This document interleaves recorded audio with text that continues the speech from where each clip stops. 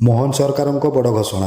ସମସ୍ତ ସରକାରୀ ଜମିରୁ ହଟିବ ଜବରଦଖଲ। ମୁଖ୍ୟମନ୍ତ୍ରୀ ମୋହନ ଚରଣ ମାଝୀଙ୍କ ବଡ଼ ଘୋଷଣା। ଉଭୟ ସହରାଞ୍ଚଳ ଓ ଗ୍ରାମାଞ୍ଚଳ ପାଇଁ ବଡ଼ ଘୋଷଣା କରିଛନ୍ତି ମୁଖ୍ୟମନ୍ତ୍ରୀ ମୋହନ ମାଝୀ।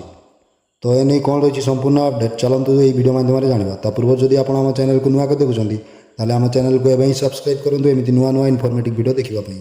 ମୁଖ୍ୟମନ୍ତ୍ରୀଙ୍କ କାର୍ଯ୍ୟାଳୟ ପକ୍ଷରୁ ଗୁରୁତ୍ୱପୂର୍ଣ୍ଣ ନିର୍ଦ୍ଦେଶନାମା ଜାରି କରାଯାଇଛି।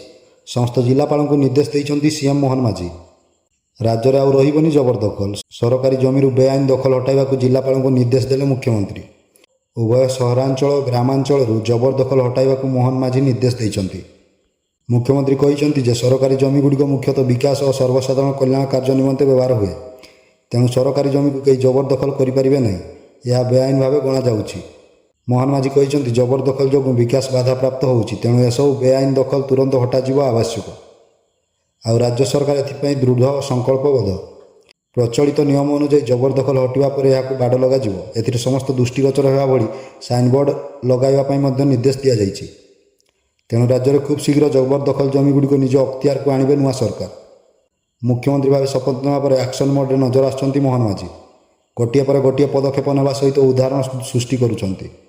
ରାଜ୍ୟରେ ଯେତେ ସବୁ ଜବରଦଖଲ ଜମି ରହିଛି ସେଗୁଡ଼ିକ ନିଜ ଅକ୍ତିଆରକୁ ଆଣିବାକୁ ପ୍ରୟାସ ଆରମ୍ଭ କରିଛନ୍ତି ରାଜ୍ୟ ସରକାର। ଏଥିପାଇଁ ଜିଲ୍ଲାପାଳମାନଙ୍କୁ ନିର୍ଦ୍ଦେଶ ଦିଆଯାଇ ସାରିଛି।